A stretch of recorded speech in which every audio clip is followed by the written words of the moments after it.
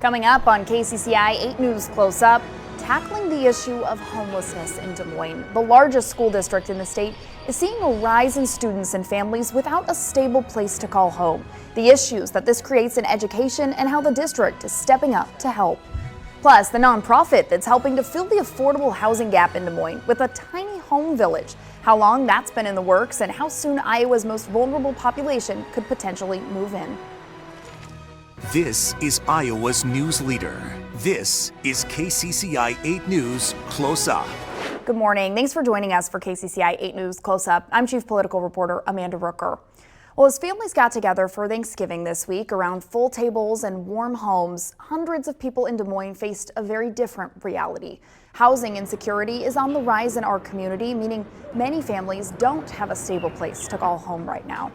In Polk County, homelessness is rising in ways that mirror national trends. Nearly 800 people are experiencing homelessness. That's according to nonprofit Homeward, and that is up 9% from last year. About 200 people are living unsheltered, which is the highest number that the county has ever recorded. When it comes to age, the largest share of people experiencing homelessness, 27%, are between 35 and 44 years old. Another 19% are adults ages 55 to 64. And on any given night, there are about 40 homeless veterans in Polk County. More than 550 students in Des Moines Public Schools are currently living without stable housing this school year. The number of families in the district living in a car or living in temporary situations has tripled from last year. Now, we're hearing a lot of numbers. These represent more than just statistics. There are children and families whose daily lives are affected without stable housing. So to help explain what that means for students in Des Moines Public Schools, I'm joined now by Lynn Wilson. She is the homeless liaison for the district. That means primarily she's helping students and families who are experiencing homelessness and helping the district coordinate resources. So Lynn, thank you so much for joining us. Thank you for having me. Well, let's start by just helping give our viewers kind of a picture right now. What is the district seeing right now when it comes to students who are experiencing homelessness? Sure. We have about 566 students that are homeless as of today. Those numbers are a little bit higher right now than they were last year at this time. So it's a really unique situation. We're kind of jumping back to those COVID numbers where it was really high.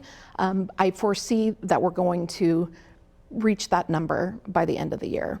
Our students right now are living in cars. Lots of folks are living in hotel rooms, and lots are doubled up across the district, and some are unsheltered completely. So it's an issue. Yeah. What does that mean practically for a student who's coming to school if their after school life is living in a car or a hotel room or doubled up? How do you see that impact education and academic performance, their ability to connect socially, things like that? It's really difficult for a kid when they're living in that situation.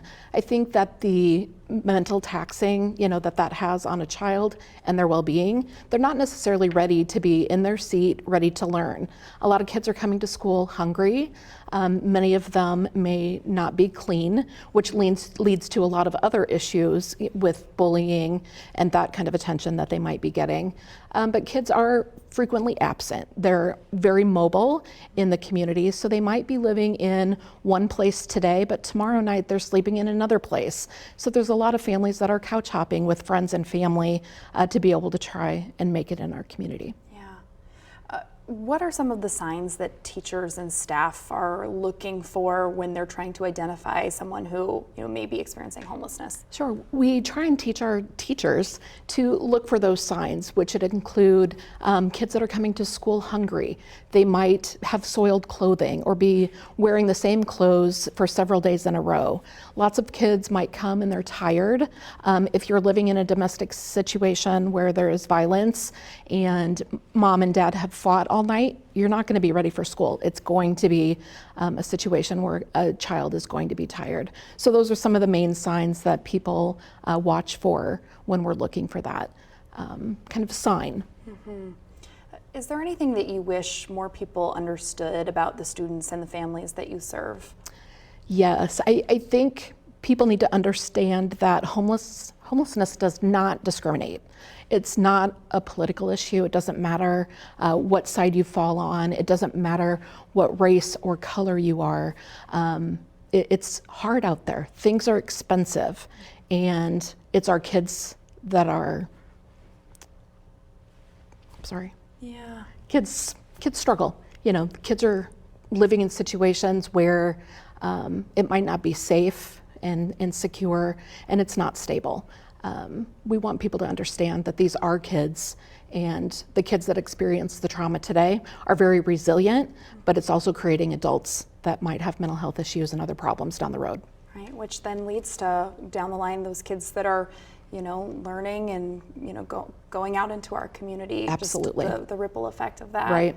I'm curious, you know, how things have changed in recent years. You know, we know that there's more students right now experiencing homelessness than there were, as you mentioned, last year. You know, have you noticed patterns or anything that's changed between year to year? I think the big kind of red flag or the sign is our economy. When things get more expensive and jobs are harder to find, families struggle more. Lots of families are having to choose between paying for an electric bill or paying the rent and food, or paying for a car that they need to go to work with, or food. You know, so there's lots of different things that families are facing, and it's expensive. The affordable housing issue in our community is huge. It's not a secret. It's, you know, the topic of conversation that the mayor is working on, the county is working on. So we appreciate that and all the work that they're doing to try and address the issue. But we have to continue to do that as a community. And we're going to get to some of the work that you do and that the district is doing to try to address this and help these students and families. We'll have more on that coming up after this break. Stay with us.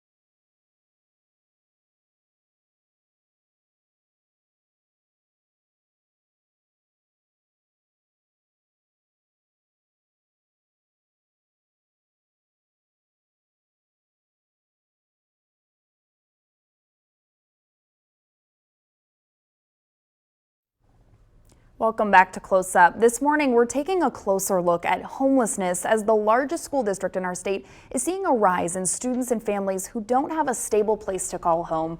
We're joined this morning by Lynn Wilson, the homeless liaison for Des Moines Public School Districts. Thanks again for being here. Of course.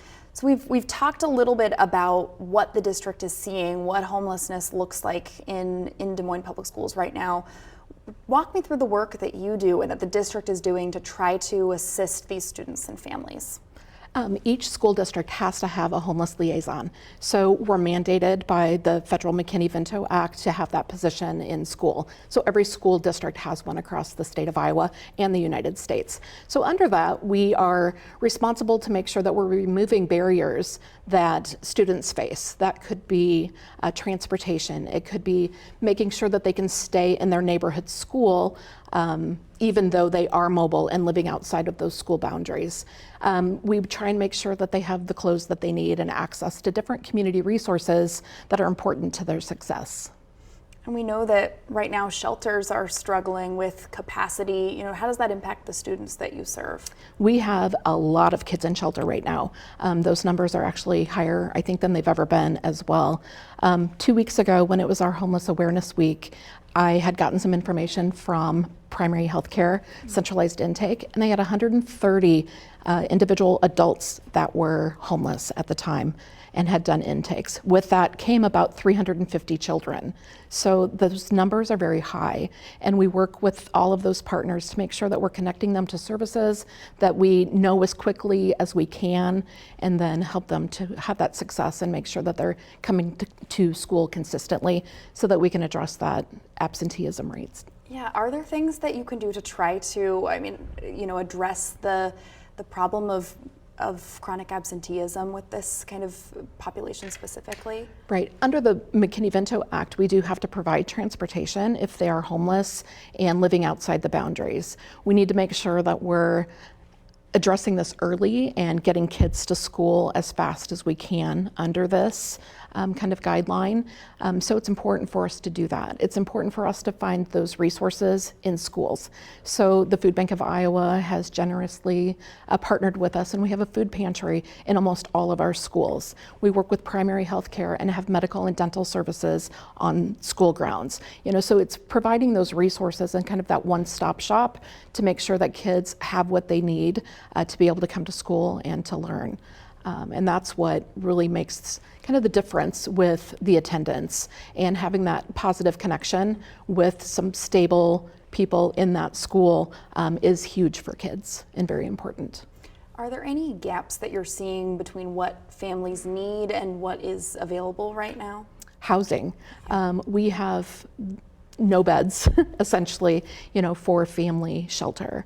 And those lists are so very long, and it's a long wait. So that's why we have so many people that are unsheltered or living in cars or in hotels. They're just waiting for a bed to come open in those programs.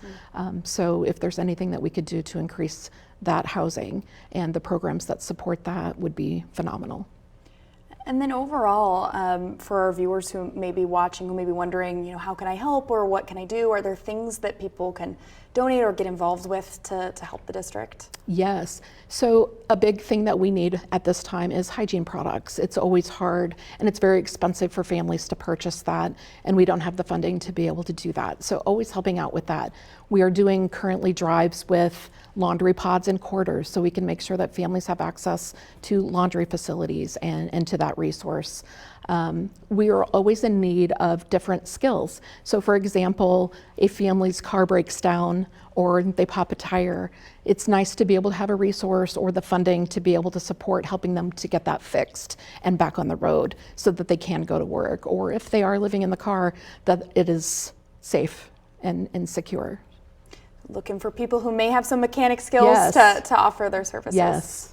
Awesome. And it's always very good to support our community resources. So the Iowa Homeless Youth Center, all of our family shelters in town, and donating to the Food Bank of Iowa. It's always nice to have those donations come to DMPS as well, just so that we can purchase some of those things and make sure that we're providing other resources that we don't have funding to do. So. Well, Lynn, thank you so much for making time this morning to chat. We really appreciate it. You're very welcome. Thank you. Well, when we come back, tiny homes with a big impact, how JAPA is moving forward with a project to help homeless individuals get back on their feet and rediscover hope.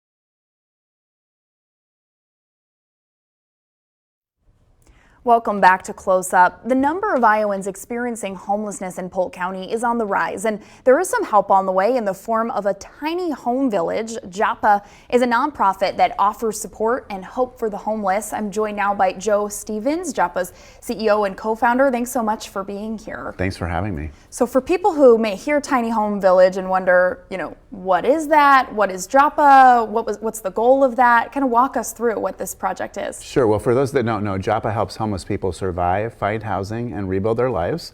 And our mission is to create a community of unconditional love, support, and hope for the homeless as we work together to end homelessness. And that's really where the village comes in. We help lift people off the streets every week of the year, and the village is going to allow us to help chronically homeless people that have not been reached by any previous program or group to get into permanent housing, back into permanent housing, which is a really amazing thing.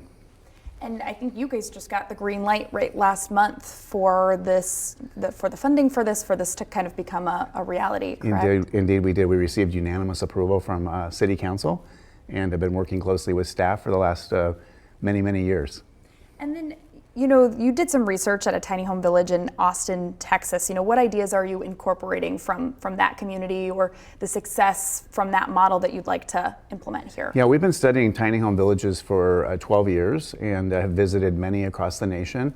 Community First Village in Austin has a model that is unparalleled in the nation, in my opinion.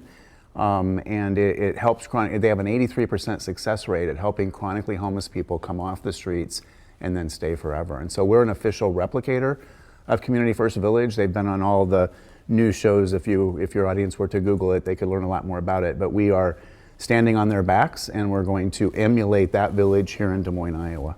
So walk us through a little bit about what makes the village model so successful. When you compare it to a shelter or other services, what does the village model do that those other services cannot? Yeah, it's really one word, community. And that's why they call it Community First Village. And so really, in order to be successful at helping somebody off the streets, you obviously have to have housing. And to go along with that, you definitely need programs and services. I don't know of a single system across the nation where those two components aren't included. The missing piece or the magical piece is the community piece. And when you create an upward spiral, a community where people are helping each other, and you involve the neighborhood and the neighbors and make it a community, it's hard. It's very counterintuitive, and until you go down and see it, it's just really hard to get your mind around. They have 500 formerly chronically homeless people living in relative harmony, and they're expanding to 1,800. Wow. Well, for here in Des Moines, what's the timeline now moving forward? Construction, getting people moved in, what's going to happen? Well, now that we have full approval to do the village and we were able to get the land rezoned, those were the two big obstacles. And now we have the green light. So we're going to be launching a capital campaign early next year. We've already raised a little money, and then we'll be breaking ground next year, at least with the first phase of homes, and moving people in 2027. How do you select who is going to be living in these homes? Well, people will apply. There are some prerequisites. You do have to be chronically homeless. You have to have lived in our community for over a year. So you can't just move here and expect to get free housing. And in fact, it's not free. You have to pay your rent. You have to be willing to pay rent and then follow the law and get along with your neighbors. And so there are reduced rents, and people can work in the village to earn a source of income if they don't already have one. But those are really the requirements. Are single, male or female, chronically homeless, having lived in the community for over a year. Wow. And then I know that JAPA estimates that the village could save the city nearly $3 million a year. Where does that savings come from? So that's actually the city's number, the city and county's number. If you look back in 2009, the city and county hired a consulting group to come in, and they spent about a year with us here in the city. I was a little bit involved in that back then. And what they told us was that it costs $40,000 per year per chronically homeless person here in Des Moines. And when you adjust that for inflation, that's now $58,000. So when you take 50 people, and this village will ultimately hold many more than 50 once we prove we're successful, but we're going to get to 50, and that alone will save the city $3 million per year by their own numbers. And then quickly, if you could just lay out a hope for 5 years from now or in the future for what this starts in our community, what would that look like? Well, getting more people in the community involved in homelessness and really understanding it and helping with the solution. We are We operate around people's time, their resources, and their talents. We help people access existing resources, and of course, in the village, a lot of the services will be provided by the existing service providers here in our community.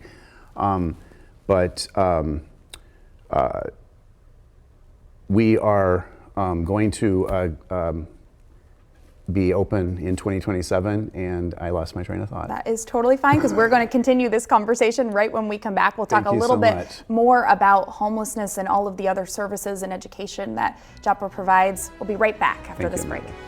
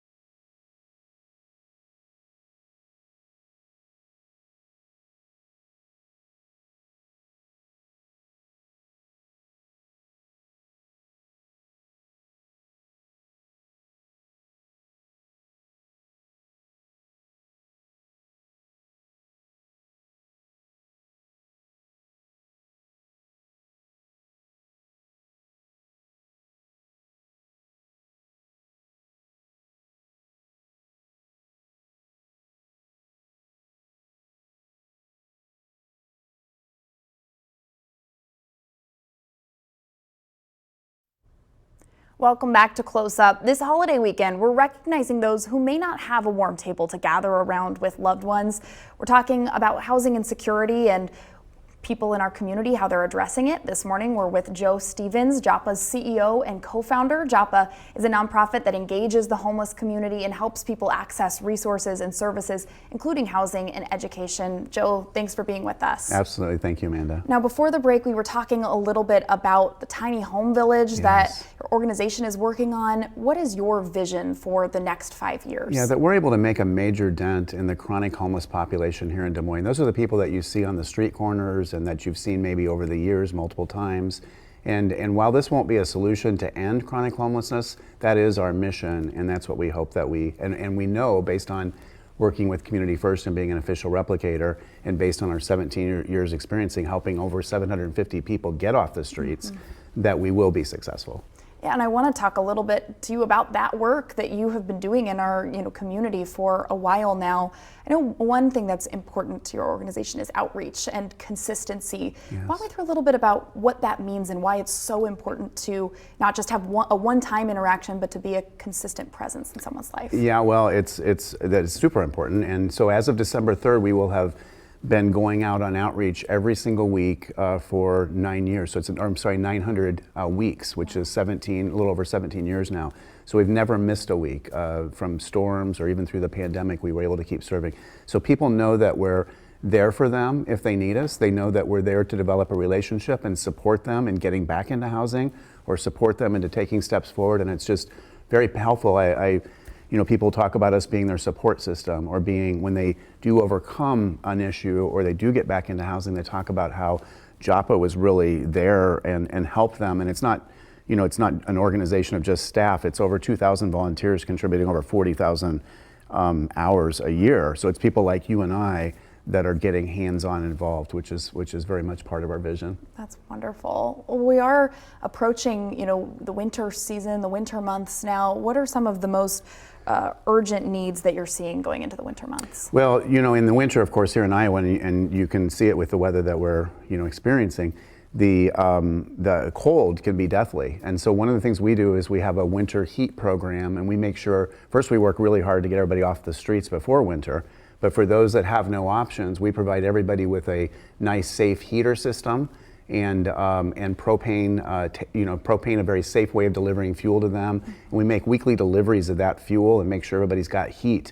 so that they can at least have a chance to survive as they're continuing to look for housing into the new year. Absolutely, an important thing there.